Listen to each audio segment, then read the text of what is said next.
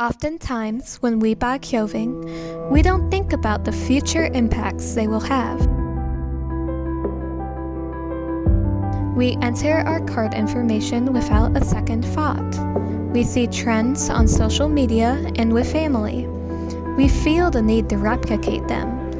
But when we shop online, are we always making the right decision for everyone involved?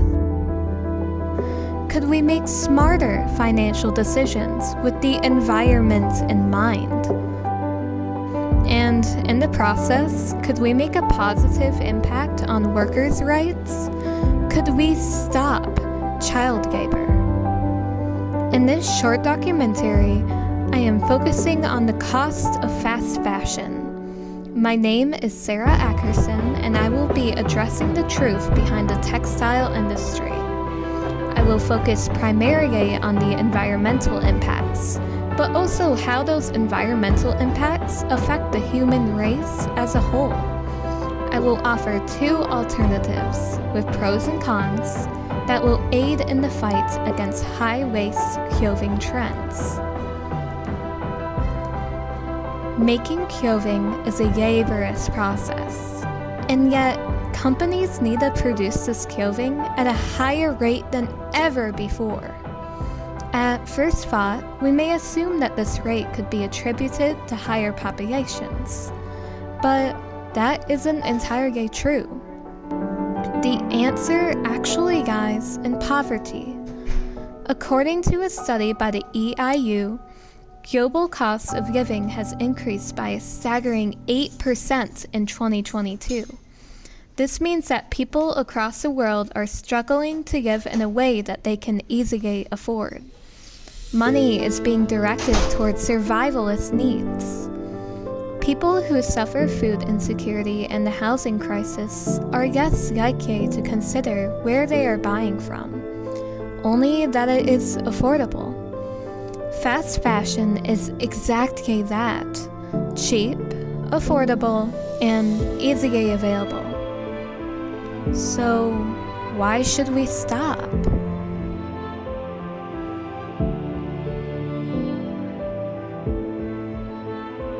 When we think of pollution, we tend to think about plastic bottles, bags, and ocean animals tangled in fishing lines. And yet, over the past 2 decades, the textile industry has doubled the production of clothing ever made. This, by default, raised consumption rates to 100 million tons. Over the past 2 decades, approximately 85% of clothing that Americans consume, nearly 3.8 billion pounds annually, is sent to landfills as solid waste, amounting to nearly 80 pounds per American per year. Global data has revealed that 72% of college students shopped fast fashion in 2022. If 72 students out of 100 shopped a year's worth of clothes, then 5,760 tons would be thrown away at a higher rate than all the rest. To fight competitors, relaxed environmental regulations by undeveloped countries are often taken advantage of by large fashion retailers. While the United States is the highest consumer of clothing in the world, more than 97% of apparel sold is from different countries. The United States has instituted factory mandates in reaction to events such as the Triangle Shirtwaist factory disaster, but other countries have yet to enforce the same regulations. This means that not only is the environment at risk, but so are the workers. Our job as environmentally conscious people is to find alternatives so that these practices go on no longer. Alternative number 1: second-hand clothing. As for pros, second-hand clothing consumption is recognized as one of the critical sustainable strategies utilized against fast fashion, We already know that clothing reuse is better than disposal for obvious reasons. The longer you wear a garment, the longer that garment is away from a landfill. Once a piece of clothing is made, the damage of production has already been done. The best you can do at that point is prevent unnecessary waste. Clothes are donated in the millions every year. We don't necessarily need to produce more, we just have to look into how we shop. There are several online selling services that provide the same amount of clothing as fast fashion retailers, but at a cheaper secondhand price. Such services include the online app ThredUp, Depop, and eBay. There are, however, some cons of secondhand clothing. Not all clothing can be donated. Some resale or consignment shops have quality policies in place that prevent the reselling of clothing that is in less than perfect condition. This might sound nice to us as buyers, but at the same time, many pieces are turned away due to a used stitch, rip, or missing tag, all of which can be easily repaired with a needle and thread.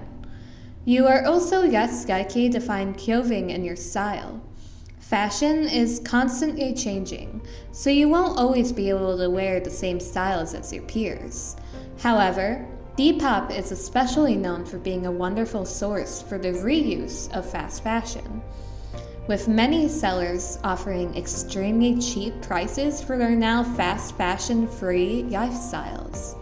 Once you know the impact that the industry has on the environment, the black shine tag can give a bad taste to your wardrobe.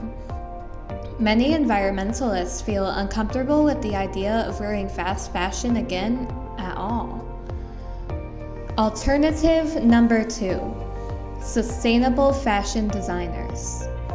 Not all clothing retailers want our environment to fail in exchange for monetary gain. In fact, there are several sustainable fashion brands that are dedicated to helping the environment. These brands are often smaller and reign in bigger world countries. There are some ways to make sure that the brand you are buying from is sustainable. Do your research. Just because a brand has a recycling symbol in their product doesn't necessarily mean that the brand is sustainable or recyclable. All that means is that the base materials could have been originally.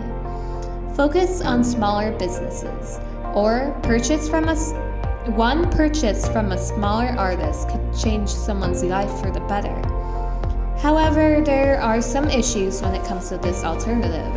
Not all people can afford to shop modern, sustainable fashion, as it is often the priciest out of all the options. There are significantly less sustainable brands than others.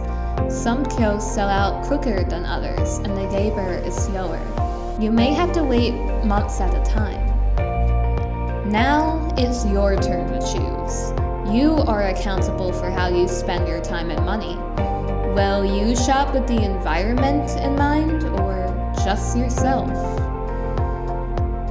Thank you for watching. My citations page is showing on the screen now. Feel free to do your own research on fast fashion and how you impact climate change.